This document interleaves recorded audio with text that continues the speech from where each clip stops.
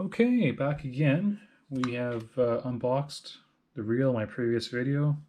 And now we're going to be taking a look on the inside of the reel. Take a look.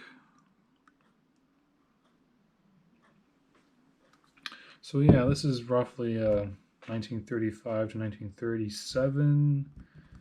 I don't think 1938 because of the handles were different. I was looking on the online there, and I'm looking at some of the older catalogs, and they don't feature this handle in 1938. It's more of like a different shape, a different profile. This handle is more of like a 1937 model or a 1936. The tools are today are a flathead screwdriver and a small adjustable wrench.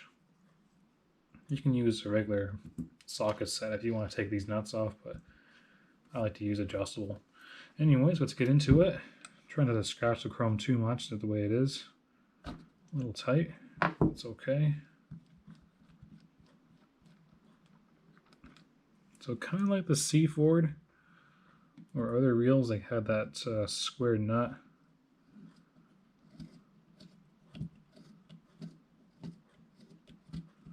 But yeah, it's a pretty nice condition. The chrome is not bad. You know, for something that's this old, I think a reel with any chrome on it, it's pretty nice. As long as they're functional, like as long as they're not pieces are missing or the side plates are completely smashed or cracked. I think as long as it's all intact, I think it's okay.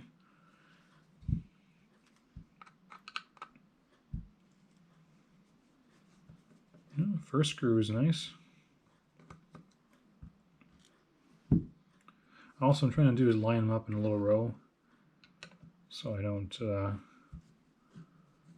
just in case one might be longer or shorter.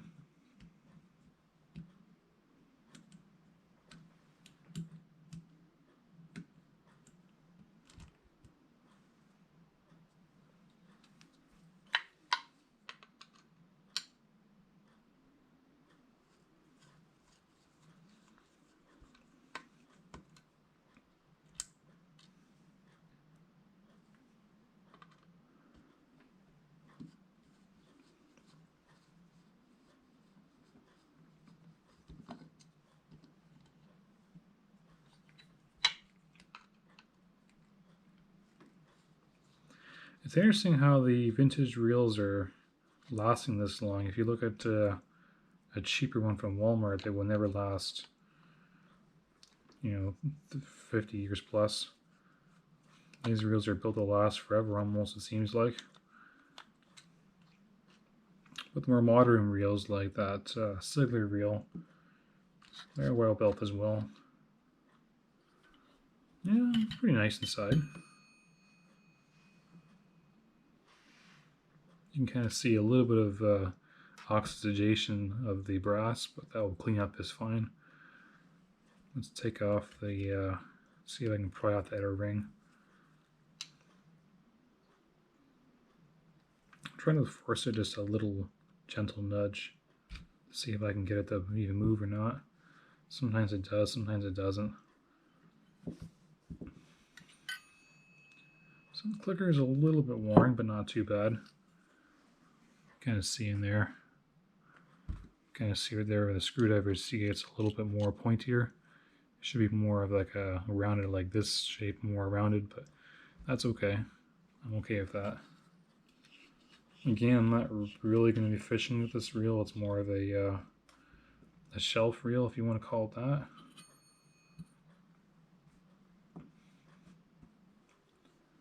that. Anyways, let's work on the gear side.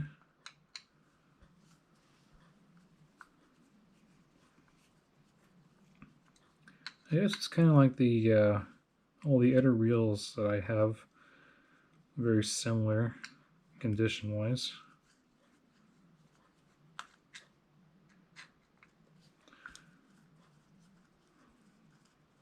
But it is interesting how long these reels are lasting. They're not too worn out, or they haven't broken yet, or they do break. You can fix them probably with newer parts if you had to. You can always replace, I don't know, the gear or the screw that might be similar to some degree.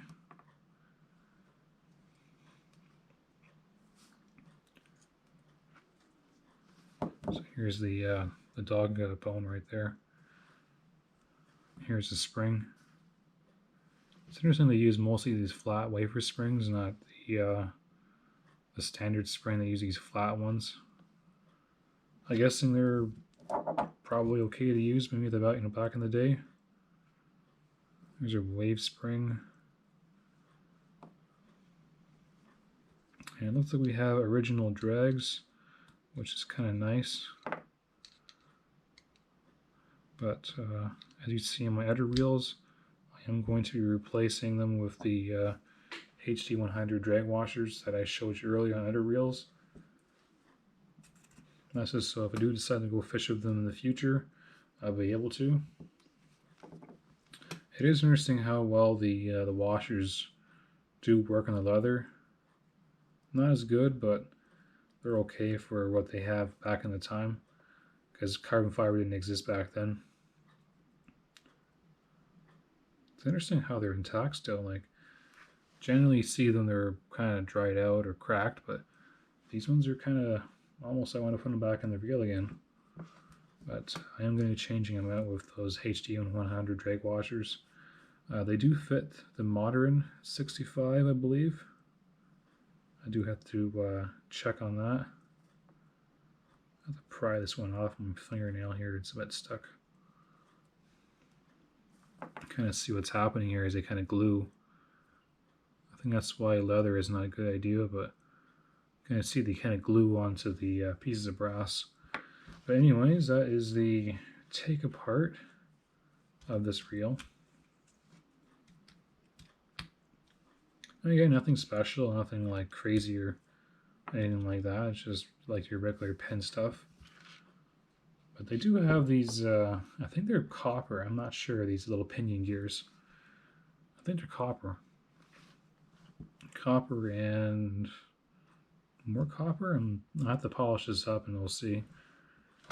Kind of see these two gears are copper. I know that the bay heads are brass and copper, but these two are both coppers. Maybe back then they used copper because it's maybe softer or easier to machine. I'm not sure. But anyways, that is the take apart video of the PENN Long Beach 65. Thank you for watching. Thanks, bye.